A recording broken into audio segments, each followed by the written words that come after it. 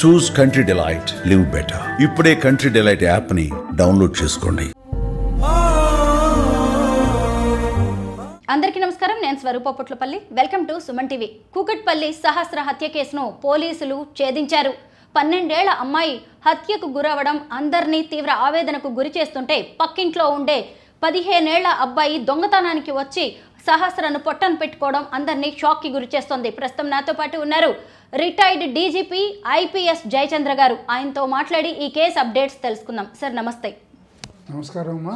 10th class చదువుతున్న అబ్బాయి పక్కింట్లో ఉన్న అమ్మాయిని దొంగతనానికి వెళ్ళి హత్య చేయడం అనేది చిన్న విషయం కాదు సార్. అతని మోడస్ ఆపరెండి చూస్తే సీనియర్ క్రిమినల్సే ఇదంతా చేసినట్టుగా అనిపిస్తోంది. మీరేమంటారు సార్ ఈ కేసు గురించి? ఈ కేసుని మనం కూలంకషంగా పరిశీలిస్తే చిన్నతనం నుంచే కొంతమందికి ఆ బుద్ధులు వస్తాయి. పెద్ద అయ్యాక ఏదో సడన్గా రావడం అనేటువంటిది అతి రేర్గా జరుగుతుంది. ఏదో విధంగా ఇంట్లో 80,000 రూపాయలు ఉన్నాయనేటువంటి విషయాన్ని పసిగట్టాడు. ఎంతో కొంత డబ్బు ఉంటుంది ఆ ఇంట్లో, డబ్బు ఉంటుంది అనేటువంటి విషయాన్ని అతను అనుకున్నాడు, లేదా పసిగట్టాడు కూడా. అంటే అక్కడికి వెళ్ళాలని చెప్పేసి అనుకున్నాడు.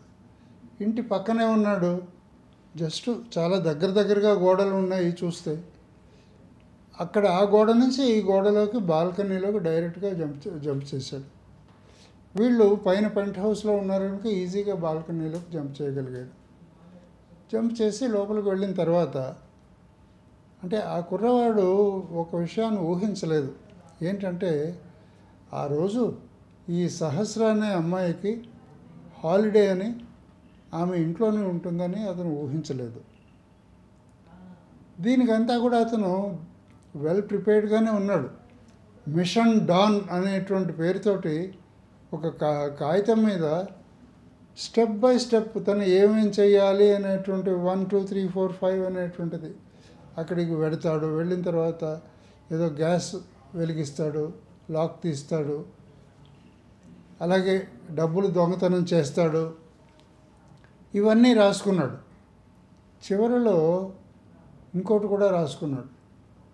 ఏమిటంటే ఒకవేళ ఎవరైనా వస్తే ఏం చేయాలి అనేటువంటి విషయం కూడా రాసుకుని సిద్ధంగా జేబులో ఒక కత్తిని కూడా పెట్టుకుని వచ్చాడు. అంటే ఏంటంటే he is very well prepared and well planned. ముందు చక్కగా ప్లాన్ వేసుకున్నాడు. ప్లాన్ని స్టెప్ బై స్టెప్ ఇంప్లిమెంట్ చేశాడు.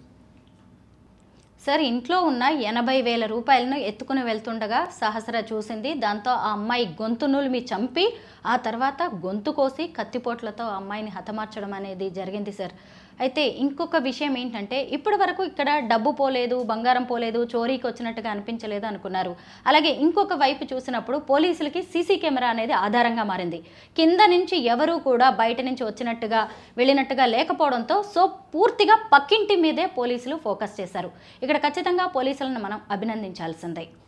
కానీ అక్కడ మరి 80,000 ఇంట్లో నుంచి పోయింది అనే విషయం ఆ తల్లిదండ్రులకి తెలియలేదు అంటే కొంచెం ఆశ్చర్యంగానే ఉంది.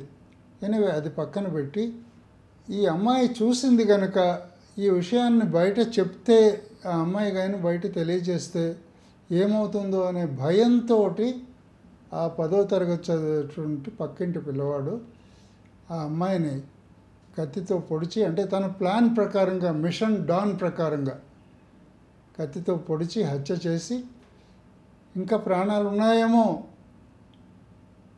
అనేటటువంటి భయంతో గొంతు కోసి, అంటే 20 సార్లు పొడిచి గొంతు కోసాడంటే అతను కూడా భయపడే ఉంటాడు. పక్కింట్లో నుంచి 4th ఫ్లోర్ నుంచి ఈ పెంట్ హౌస్లో ఏం జరుగుతుంది, వీళ్ళు ఎవరెవరు ఏ టైంకి వెళ్తుంటారు, ఏ టైంకి వస్తుంటారు అనేది అన్నీ గమనించాడు ఆ అబ్బాయి. అంటే దొంగతనం చేసి గ్యాస్ బ్లాస్ట్ చేసి వెళ్ళిపోవాలనేది అతని ఉద్దేశం. ఇన్ని డబ్బులు తీసుకువెళ్ళి ఆ అబ్బాయి ఏం చేయాలనుకున్నాడంటారు? అసలు ఈ హత్యకి అతను ఖచ్చితంగా ఏవో వీడియోస్ లాంటివి చూసి ఉంటాడు. ఎలా జరిగి ఉంటుంది సార్? ప్రతిదానికి కూడా ఒక అవసరమైన ఉంటుంది, లేకపోతే ఒక ఆలోచన అయినా కానీ ఉంటుంది, ఒక వ్యసనమైనా ఉంటుంది.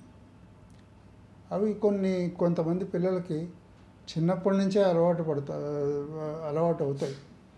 ఆ వ్యసనం ఏంటంటే ఏమైనా డ్రగ్స్ కావచ్చు, లేకపోతే తాగుడు కావచ్చు, ఫ్రెండ్స్తో కలిసి తిరగడం కావచ్చు, ఈ మధ్య కాలంలో బెట్టింగ్స్, గంజాయి లాంటివి కూడా ఇవన్నీ కూడా మనకి చాలా చోట్ల ఉన్నట్లుగా వార్తలు వస్తూ ఉన్నట్టున్నాయి. నేను అప్పుడప్పుడు చూస్తూ ఉంటాను, రెగ్యులర్గా చూడలేదు కానీ అప్పుడప్పుడు ఇటువంటి వార్తలు వస్తున్నాయి. ఇవన్నీ చిన్నతనం నుంచే అలవాటు అయినప్పుడు డబ్బులు బాగా అవసరం ఉంటుంది. ఇంట్లో అడిగితే వాళ్ళ తల్లిదండ్రులను అడిగితే వాళ్ళు కొడతారు, ఎందుకురా నీకంత డబ్బు అని అడుగుతారు. అందుకని ఈ మార్గాన్ని ఎంచుకున్నాడు. నా ఉద్దేశంలో ఏంటంటే ఈ 80,000 రూపాయలు కూడా పక్కింటి వాళ్ళు, అంటే సహస్ర వాళ్ళ ఇంట్లో సహస్ర యొక్క పేరెంట్స్ ఆ డబ్బు తీసుకొచ్చి ఈ లెక్క పెడుతున్నట్టు లేకపోతే మరో సమయంలోనో దాన్ని లోపల బెడ్రూమ్లోనో ఎక్కడన్నా దాచిస్తున్నప్పుడు ఇతను అన్నీ గమనిస్తూ ఉంటాడు. ఎందుకంటే పక్కిల్లే కదా, ఆల్మోస్ట్ సేమ్ ఫ్లోరే కదా. అట్లా గమనించి ఈ విషయాన్ని అర్థం చేసుకుని అప్పుడు ఈ పిల్లవాడు ఈ మిషన్ డాన్ అనేటువంటి ప్లాన్ వేశాడు. డాన్ అని అనగానే అక్కడ క్రిమినల్ అనేటువంటిదే వస్తుంది కదా పేరు. వీడియోస్ ఇవన్నీ చూసి వాటి ఇన్ఫ్లుయెన్సే సార్. వాటి ఇన్ఫ్లుయెన్స్, తర్వాత ఫ్రెండ్స్ ఇన్ఫ్లుయెన్స్ ఉంటుంది. ఈ టీనేజ్లో చాలా క్రైమ్స్ జరుగుతూనే ఉన్నాయి. ఈ మధ్య కాలంలో కూడా జీడిమెట్లలో ఒక అమ్మాయి ప్రియుడి మోజులో ఏకంగా తల్లినే చంపించేసింది. ఈ అబ్బాయి చూస్తేనేమో పక్కింటి అమ్మాయిని. అంటే టీనేజ్లో పిల్లల విషయంలో తల్లిదండ్రులు ఎలాంటి జాగ్రత్తలు తీసుకోవాలి? చూడమ్మా, ఈ విషయము నేనే చెప్పాలని అనుకున్నాను. చాలామంది స్త్రీలు ఈ మధ్య చిన్నపిల్లల్ని పట్టించుకోవటం లేదు. ఒక పబ్లిక్ స్కూల్లో అడ్మిట్ చేస్తారు, 1,50,000 ఎంతో ఫీజు కడతారు. ఫీజు కట్టి అంతా టీచర్ల మీద వదిలేస్తారు. ఇంటికి వచ్చిన తర్వాత హోంవర్క్ చేయించరు, ఏమీ చేయించరు, వాళ్ళ చేతి చదివించరు. ఇంకా వీళ్ళు ఏం చేస్తారు, ఈ ఆడవాళ్ళు, నేను అబ్జర్వ్ చేసి చెప్తున్నాను, ఎవరిని బ్లేమ్ చేయడం కాదు, కిట్టి పార్టీలని, సినిమాలని, షికార్లని, షాపింగు, వాళ్ళ ఫ్రెండ్స్తో కలిసి వెళ్ళి ఎంజాయ్ చేస్తున్నారు. సో దీని మూలాన్ని ఆ పిల్లల్ని పట్టించుకునేటటువంటిది ఆ పరిస్థితులు ఇప్పుడు ఈ కాలం నాటి సమాజంలో మనకి కనిపించడం లేదు. తల్లిదండ్రుల్లో తండ్రి కంటే కూడా టీనేజ్లో తల్లి బాధ్యత ఎక్కువ ఉంటుంది. తండ్రి ఏదో ఆఫీస్కి పెడతాడు, ఏదో వర్క్ చేసుకుంటూ ఉంటాడు, అంత పట్టించుకోడు. కానీ తల్లి అలా కాదు. ప్రతి క్షణం, ఉదాహరణకి మా అమ్మని తీసుకోండి, చిన్నప్పుడు ఆడుకుంటే అప్పుడప్పుడు వచ్చి బయటకు వచ్చి చూస్తూ ఉండేది, ఒరే ఎక్కడున్నావు, ఏం చేస్తున్నావు అని, చదువుకో ఇంటికి వచ్చి అని అడిగేది. ఇప్పుడు అటువంటిది ఏమీ లేకుండా తల్లిదండ్రుల కంట్రోల్, ముఖ్యంగా తల్లి యొక్క కంట్రోల్ లేకుండా తల్లులు చాలామంది కిట్టి పార్టీల మోజుతోటి బయటకు వెళ్ళిపోతూ ఉన్నారు. సరే, ఈ 10th క్లాస్ అబ్బాయి లాంటి వాళ్ళ వల్ల చక్కగా బాధ్యతగా ఉండే సహస్ర లాంటి పిల్లలు కూడా బలైపోతున్నారు.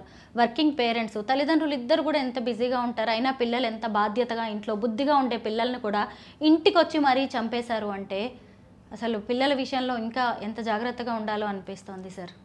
పిల్లలు మాత్రమే కాదు, ఇల్లు విషయంలో కూడా ఇంకా చాలా జాగ్రత్తగా ఉండాలి. అఫ్కోర్స్ ఆ రోజు అనుకోకుండా సహస్ర ఇంట్లో ఉంది కనుక బహుశా బాల్కనీ తలుపులు అవి తీసి ఉండొచ్చు. అదర్వైజ్ నేను చూస్తూ ఉంటాను చాలా చోట్ల నుంచి. నాకు ఇదివరకు చిన్నప్పుడు నేను సర్వీస్లో ఉన్నప్పుడు కంప్లైంట్స్ వచ్చేవి.